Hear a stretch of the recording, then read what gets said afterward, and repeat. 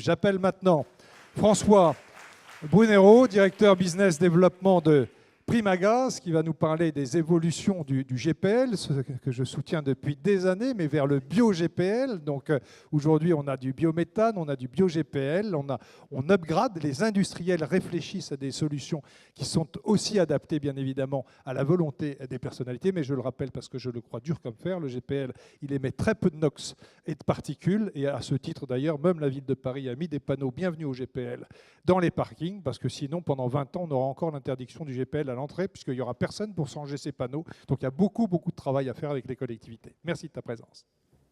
Bonjour à tous. Merci Marc. Merci à E5T de nous donner la possibilité d'avoir un forum et une écoute et une possibilité de s'exprimer aussi franche, aussi directe et aussi intéressante et interactive. Je vais essayer de faire fonctionner la zapette. Pourtant, j'ai pris un cours. Bon. Ah, ça démarrait bien ce matin. Ça démarrait bien ce matin. Il y en a plus. Voilà. Je vais vous parler quelques minutes d'une alternative qui est en fait un chaînon manquant. L'industrie du gaz, depuis de nombreuses années, propose à la mobilité, et plus exactement au transport, propose des solutions, des alternatives, des propositions, qui en fait ne règlent que partiellement la question et s'opposent de temps en temps à un certain nombre de solutions.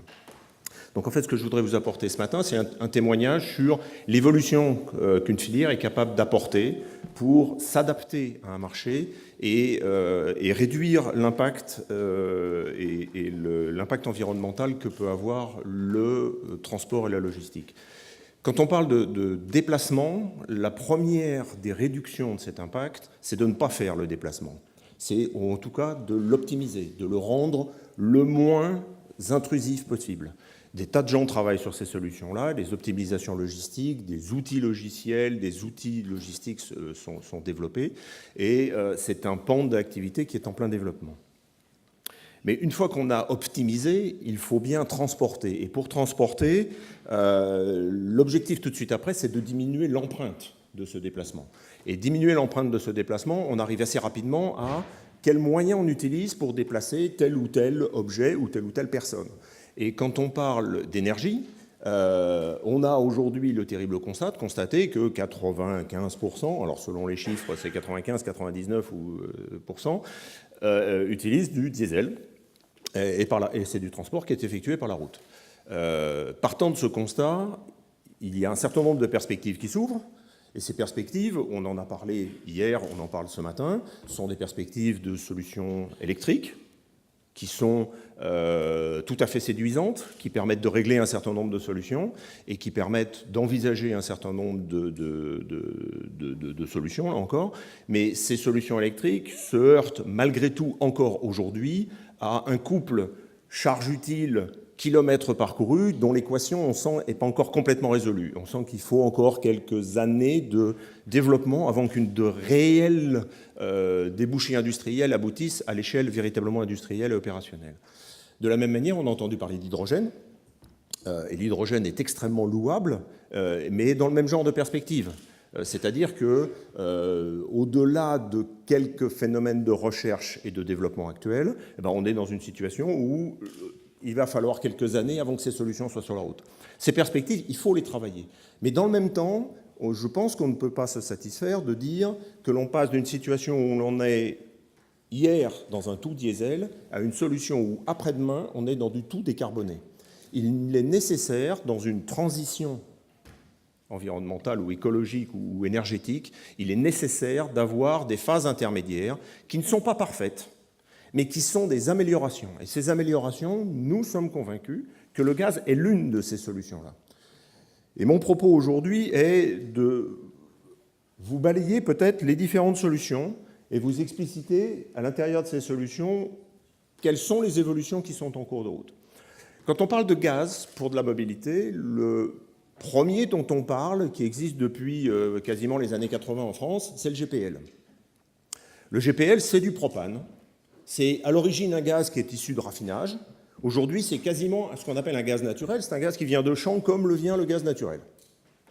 Donc le propane est un gaz qui permet d'alimenter des véhicules, qui sont le plus souvent des véhicules individuels ou des véhicules utilitaires de petite charge. Il y a un réseau de distribution qui existe en France, 1800 stations, en Europe, 33 000. Il y a 7 millions de voitures et de véhicules qui roulent au GPL en Europe. C'est une situation, c'est un marché établi, le réseau de distribution existe. Il a des avantages, il a des inconvénients. Les avantages, Marc les rappelait, NOx, HC, CO2, etc., particules. Il a des inconvénients, on les connaît. Il y a une certaine appréhension de la part du grand public à l'usage d'une solution gaz, mais malgré tout, c'est une solution qui est extraordinairement pertinente et surtout pour laquelle les filières industrielles se sont mises en place depuis de nombreuses années. Il y a des véhicules qui existent.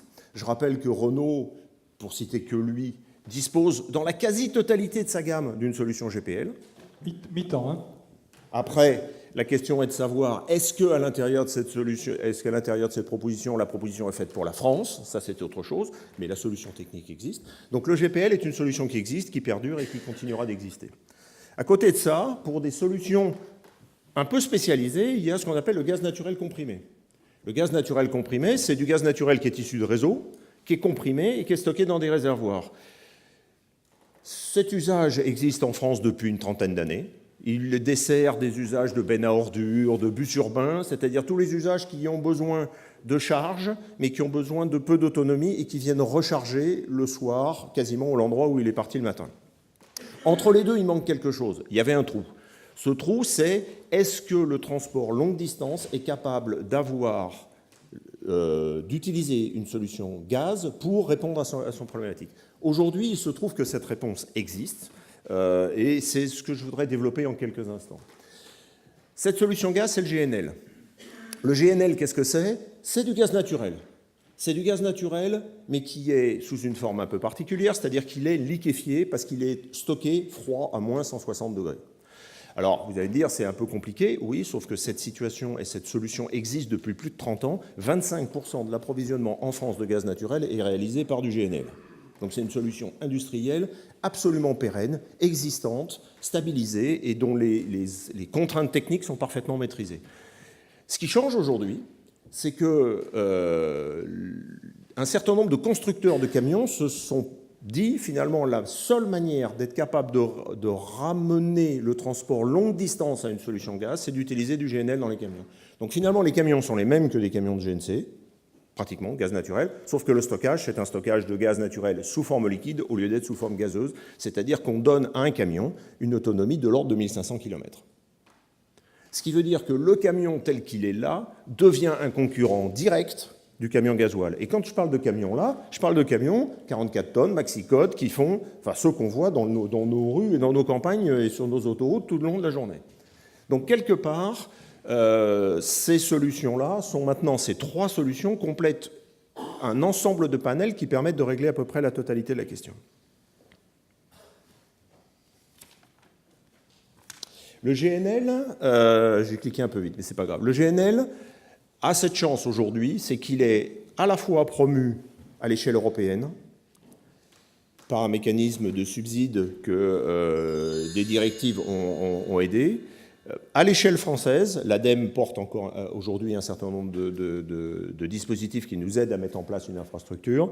Et donc, quelque part, les principaux acteurs de transport, que sont les principaux donneurs d'ordre, les transporteurs et les constructeurs de camions, ont maintenant démarré une chaîne logistique qui font que, globalement, cette proposition existe et fonctionne. Mais la proposition gaz ne serait qu'une proposition très partielle si elle n'était pas assortie de la réponse à une promesse.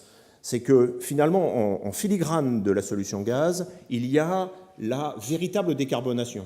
Les solutions gaz telles que je vous les décris là réduisent l'empreinte carbone de l'ordre de 10% ou 15% par rapport aux solutions traditionnelles. C'est un plus, mais ça n'est pas une réponse absolue. L'alternative d'après, ce sont les biogaz. Ces biogaz qui aujourd'hui existent dans les trois filières permettent de régler l'empreinte carbone, non pas de 10% par rapport aux solutions actuelles, mais de l'ordre de 80% par rapport aux solutions actuelles. Donc ce ne sont pas des solutions absolues, zéro carbone, là encore, mais ce sont des solutions dont l'écart est terriblement significatif par rapport aux solutions actuelles. Et ces solutions de bio existent aujourd'hui, que ce soit dans le méthane pour faire du GNC.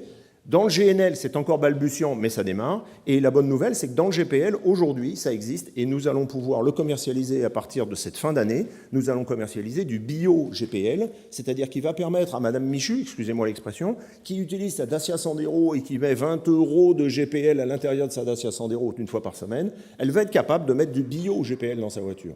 Et sa voiture, finalement, se comportera exactement de la même manière, mais dans l'absolu, l'impact carbone de cette voiture sera diminué de l'ordre de 50% par rapport à ce qu'elle était précédemment.